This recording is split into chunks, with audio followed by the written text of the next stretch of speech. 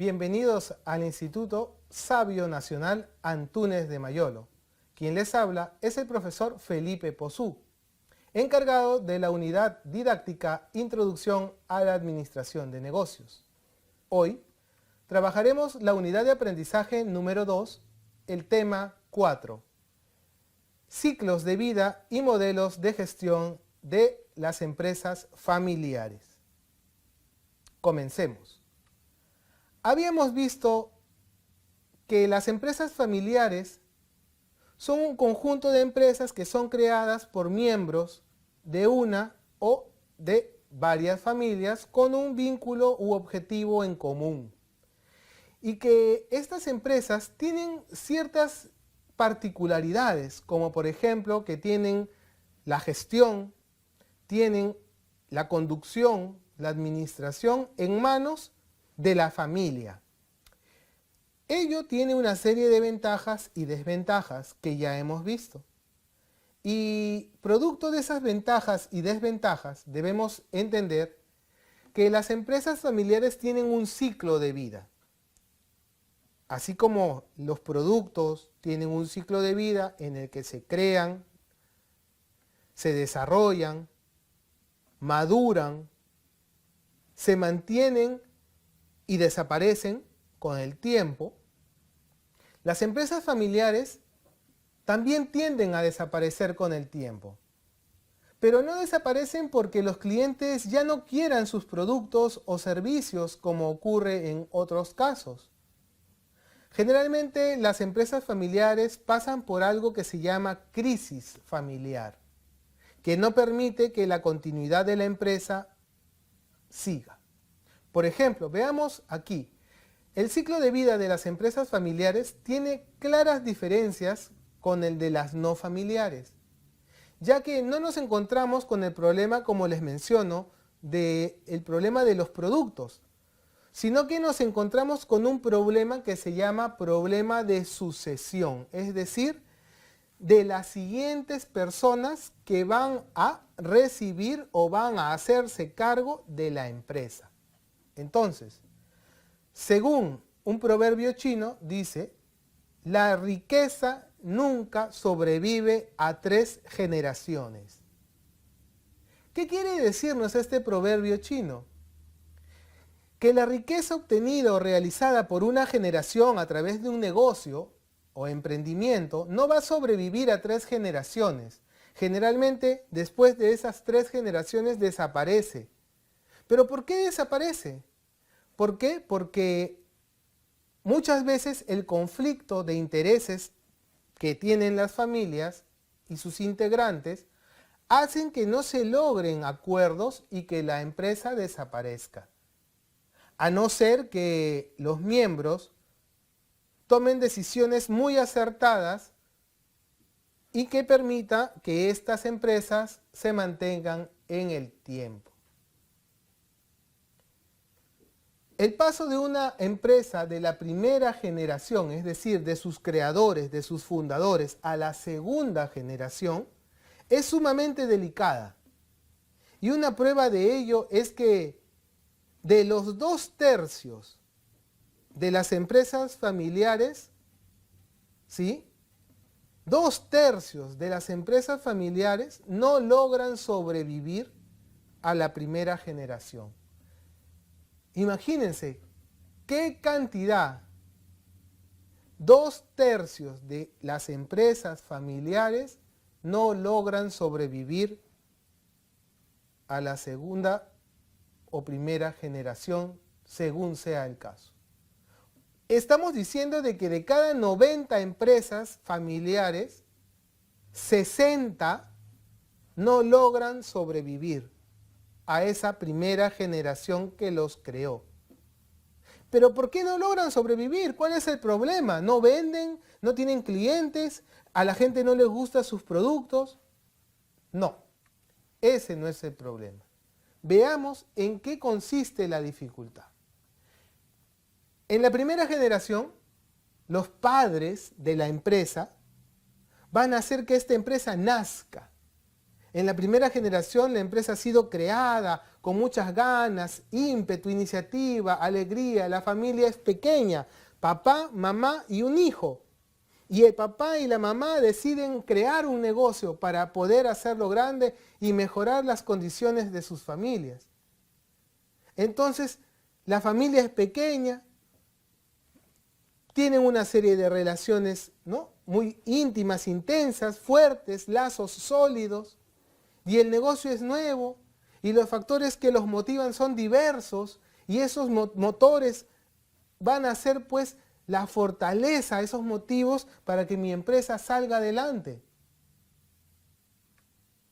Esa primera generación, en un principio, da los pasos que son muy duros para empezar el negocio, pero recibe el apoyo de toda la familia.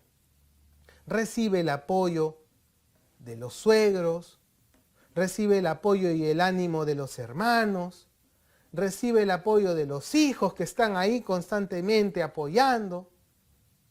Todos están ahí involucrados en el negocio familiar, apoyando con ánimo, con iniciativa, tratando de dar aliento a la familia.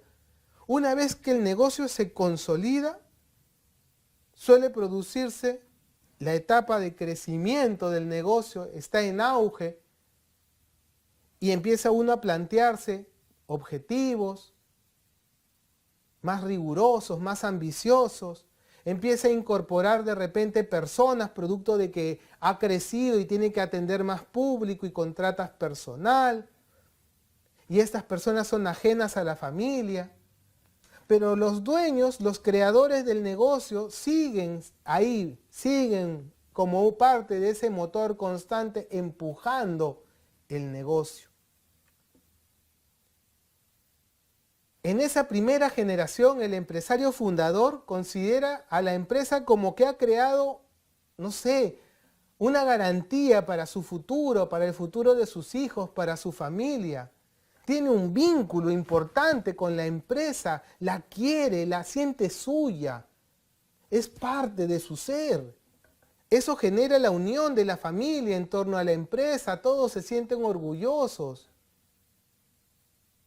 Los empleados ven a los dueños como un ejemplo a seguir, que han empezado desde cero ese emprendimiento y que hoy, después de un tiempo, lo ven pues que ha logrado fortalecerse. Pero llegamos a la segunda generación. Los dueños ya no pueden hacerse cargo del negocio. Tal vez por su edad avanzada, por sus problemas de salud, o porque ya no están presentes entre nosotros, porque han fallecido. Entonces, quienes toman la conducción de ese negocio familiar es la segunda generación. El problema de la sucesión es el más importante que tiene una empresa de tipo familiar. Normalmente las empresas familiares presentan una enorme debilidad al momento de la sucesión de la primera generación hacia la segunda generación. ¿Por qué? Porque en primer lugar no es fácil que los hijos se integren al modelo de negocio como lo hicieron los padres que crearon la idea, que crearon el sueño. Imagínense, los padres crearon el negocio, pero los hijos estudiaron una carrera universitaria, una carrera técnica que no está relacionada al negocio y deciden su propio camino.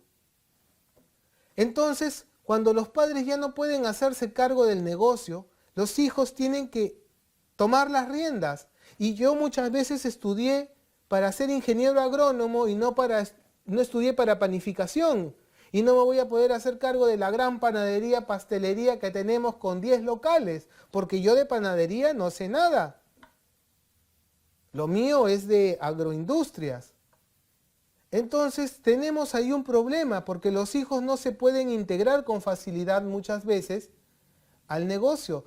Peor aún, si no se les ha vinculado desde pequeños al mismo.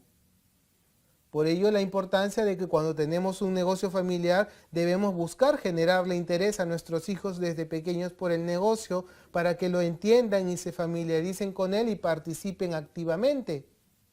Entonces, además de que no me integro al negocio, no conozco a los empleados, no conozco el funcionamiento y quizás lo más importante, porque existen cuestiones fiscales, legales, económicas, que yo no manejo y que también están relacionadas con la herencia que voy a recibir. Y no se ha planificado de forma adecuada. Entonces, imagínense, tenemos una gran empresa familiar, tiene 30, 40 locales, somos 5 hermanos, 4 hermanos. La pregunta es, ¿y quién se va a hacer cargo de las tiendas? Los 5 hermanos se van a repartir. ¿Y cómo se van a repartir? ¿Quién va a hacerse cargo de los de La Molina, de Surco, de Villa El Salvador, de San Juan del Lurigancho, de San Juan de Miraflores, de Comas de Puente Piedra, de Caraballo, de Surco, de San Miguel, de San Borja? ¿Quiénes se van a hacer cargo de eso?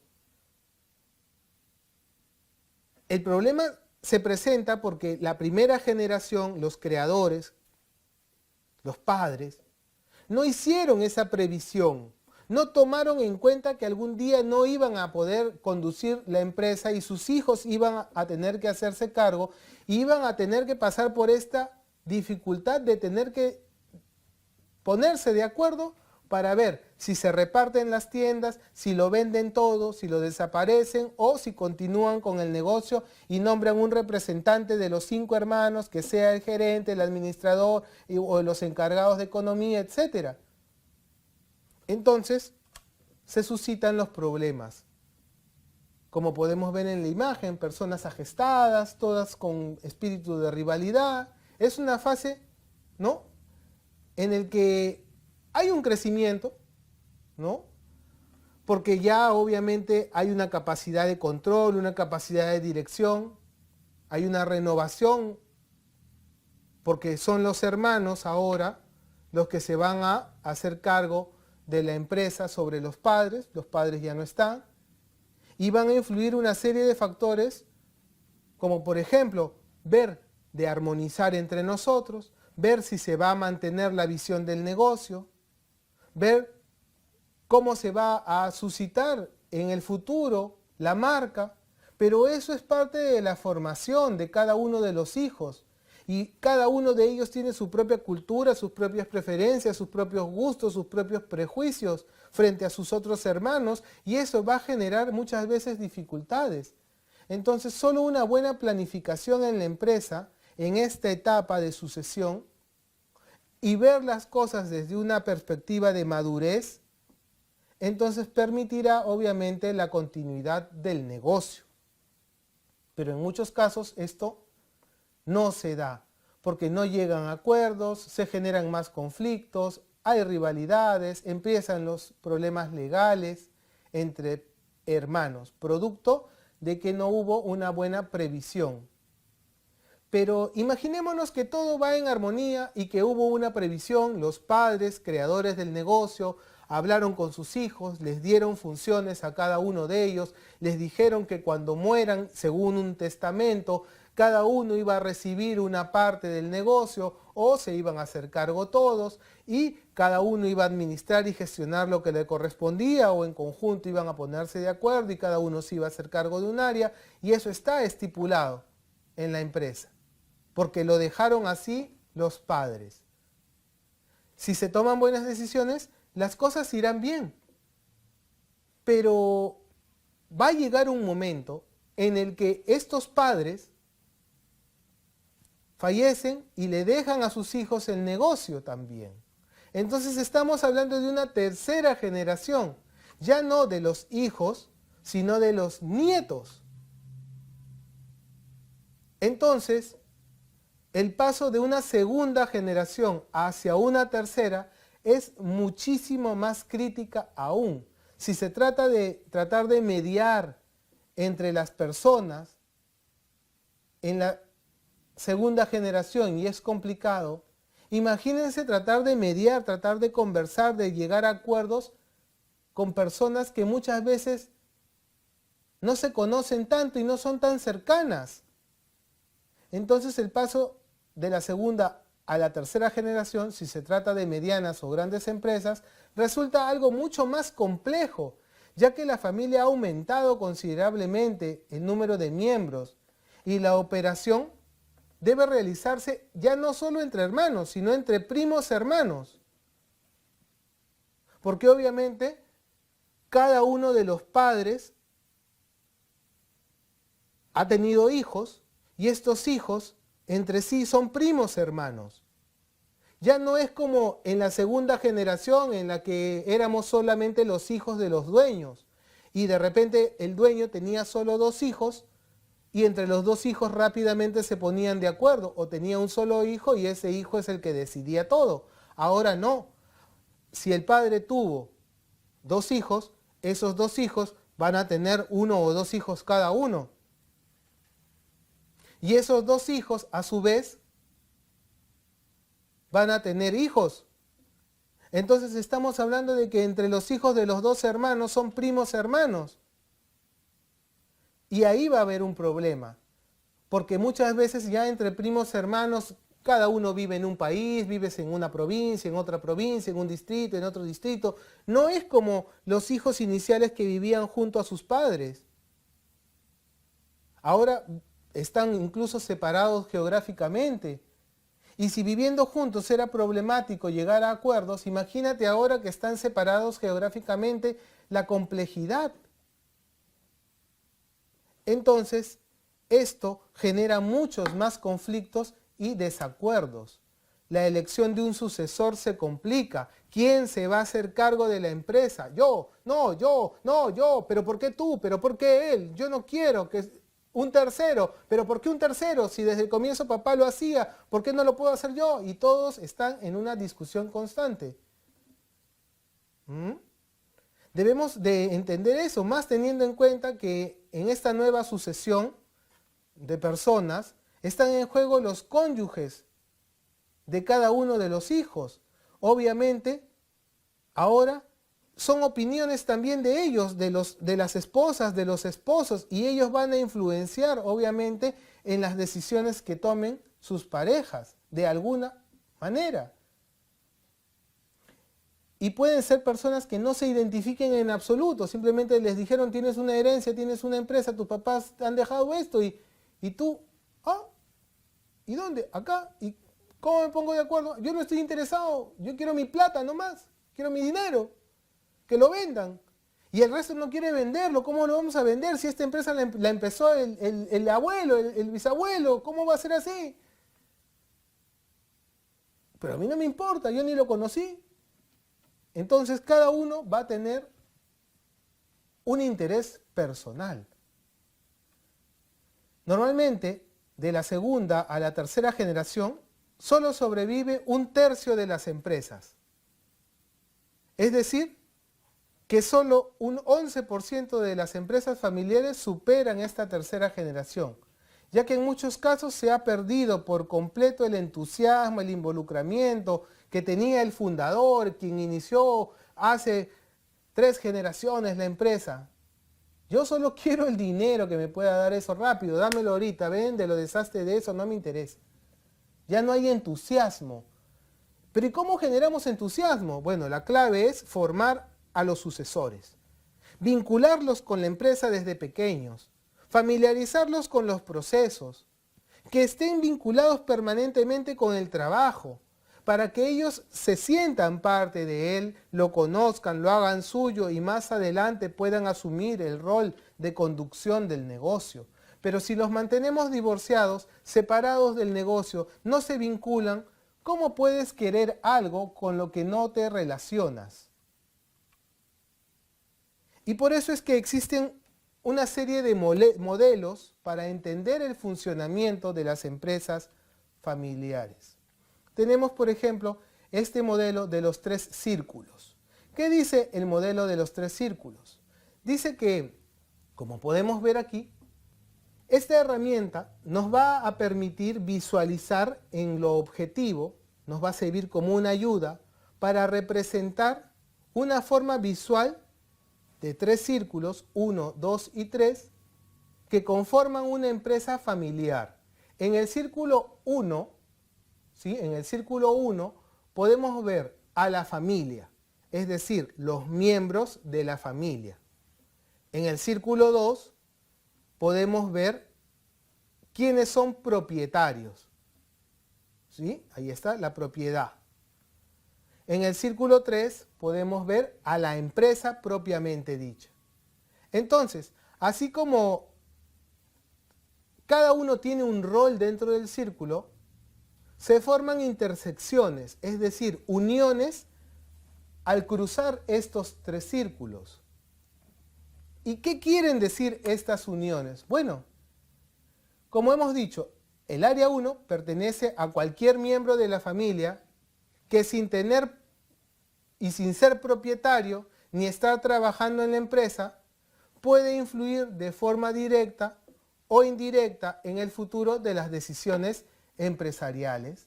Por ejemplo, mi esposa es parte de la familia, pero no es propietaria ni es parte de la empresa. Pero de alguna forma, a través mío, puede influir en las decisiones empresariales. En el área 2 están representados aquellos propietarios que no son miembros de la familia, pero no trabajan en la empresa, es decir, no están vinculados ni son parte de la empresa en sus funciones. Entonces, aquí podemos ver personas que han recibido, por ejemplo, el negocio, pero que no trabajan en ella y que tampoco son miembros de la familia. Ahí está. Pero también tenemos el círculo 3, en el que están los individuos que trabajan en la empresa, perciben un beneficio económico en la empresa, pero no son propietarios ni son miembros de la familia. Entonces, no son ni propietarios ni miembros de la familia, pero trabajan en la empresa, los empleados que están ahí. Y aquí viene un cruce. Por ejemplo, el cruce 4, esa intersección entre familia, ¿no?, y propiedad. El área 4 pertenecen los miembros de la familia que disponen de cierta propiedad de la empresa, pero no trabajan en ella. Mira qué complejo.